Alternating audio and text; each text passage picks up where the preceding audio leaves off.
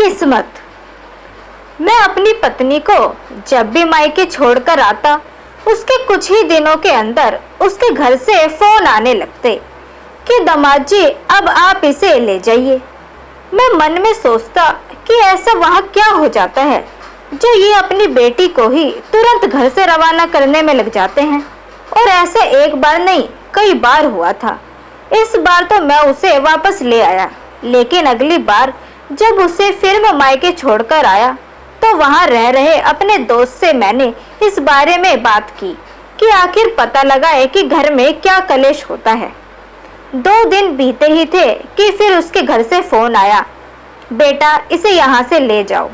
उस दिन मैंने अपनी सास से बोल ही दिया, अरे आप ही की तो बेटी है, क्यों आप 2 दिन बाद हमेशा मुझे इसे लेकर आने के लिए कहते हैं, जबकि उसका मन भी नहीं होता आने का। आप जबरदस्ती उसे यहाँ भेज देते हैं। आखिर दिक्कत क्या है? अपनी बेटी को इतना पराया कर दिया है आप लोगों ने। मेरी सास बोली, अरे बेटा यहाँ आकर अगर इसके करतूत देखेगा ना तू, इसे एक भी दिन यहाँ रुकने नहीं देगा। ये सुनते ही मेरे कानों से तो जैसे खून निकलने लगे। करतूते?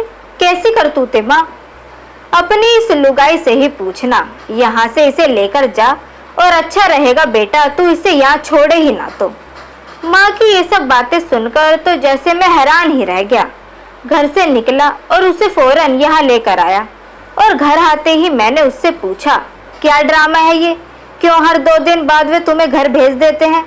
क्या करती हो तुम वहाँ और किस करतूत की बात कर रही थी माँ? वह झट से बोली, अरे मुझे क्या मालूम कौन सी करतूत, मेरी माँ से ही क्यों नहीं पूछ लेते? मैंने उनसे पूछा था, उन्होंने कहा कि अपनी ही पत्नी से पूछना। मेरा दिमाग मत खराब करो और जल्दी से मुझे बात बताओ कि आखिर ये चल क्या रहा है। इतना पूछने के बाद भी वे कुछ नहीं बोली। हार कर मैं भी चुप बैठ गया।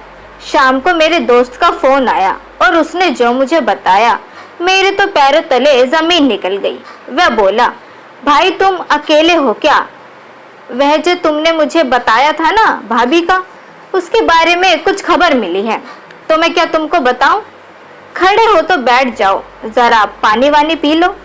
ये सब सुनकर मैंने उसको कहा, हाँ तू बता, मैं ठीक हूँ। वह बोला, दरअसल भाभी का चक्कर उनके पड़ोस के श्यामलाल से है और वह अपने मायके में भी बार बार इसीलिए जाती हैं।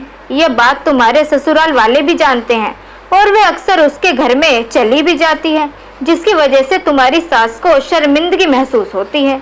इसीलिए वो तुम्हें तुरंत उसे लेकर जाने के लिए कहती है। मैं तो जैसे मैं ही न रहा। मैंने इसको इतना प्यार दिया, इतना इस पर विश्वास किया और बदले में ये मायके में जाकर ये सब करती है। घिन आती है मुझे ऐसी औरतों से। मेरा दोस्त बोला, भाई तू थोड़ा शांत बैठ, हम भाभी को समझाएंगे, सब ठीक हो जाएगा। मैंने फोन काट दिया। वह मेरे पास शाम को चाय लेकर आई। मैंने चाय को जमीन पर पटक कर मारा और उससे पूछा, कौन है ये श्यामलाल? वह बोली, कौन श्याम? किसके बारे में बात कर रहे हैं? मैंने गुस्से में बोला, वही जिसके साथ तू अपने मायके में मुंह काला कराकर आती है। शर्म नहीं आती तुझे और यहाँ आकर सती सावित्री बनती है। वह बोली, अब आपको ये पता ही चल गया है तो ठीक है। देखिए मैं उसे बचपन से पसंद करती थी और बड़े होने के बाद भी मैंने अपने घर वालों को इस बारे में बताया था, लेकिन उसके अपाहिज होने के कारण इन लोगों ने शादी से साफ मना कर दिया। मैं चौंक कर बोला, क्या वह अपाहिज है?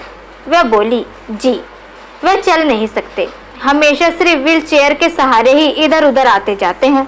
लेकिन मैंने उनके शरीर से नहीं, उनके दिल से प्यार किया है, इसलिए मुझे इस बात से कोई फर्क नहीं पड़ता।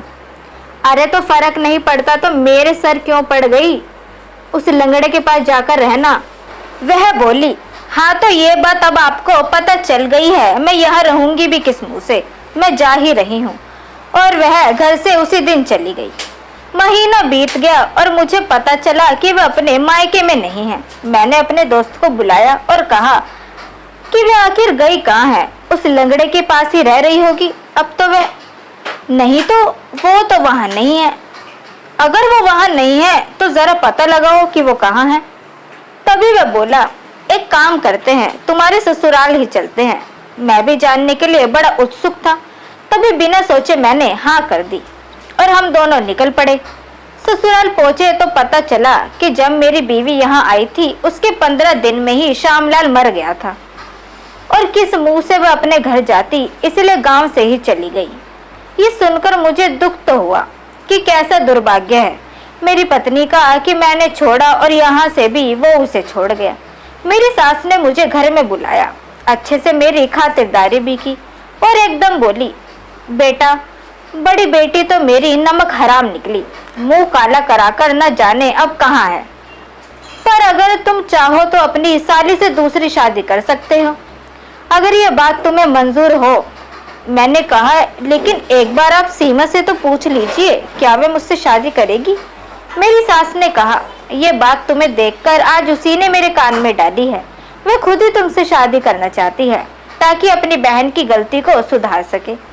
मैंने भी सोचा बात तो ठीक ही है, मैं कब तक अकेला भटकूंगा। जो हो गया सो हो गया और मैं हाँ करके घर वापस आ गया और कुछ ही हफ्तों में मेरी शादी मेरी साली से ही हो गई। तो दोस्तों, कैसी लगी आपको आज की कहानी किस्मत, ये हमें कमेंट सेक्शन के थ्रू जरूर बताएं। वीडियो अगर आपको पसंद आई हो तो इसे लाइक जरूर करें, साथ ही अपने दोस्तों के बीच इसे शेयर भी करें। चैनल को सब्सक्राइब करना ना भूलें। मिलते हैं आपसे अगली वीडियो में, तब तक के लिए गुड बाय।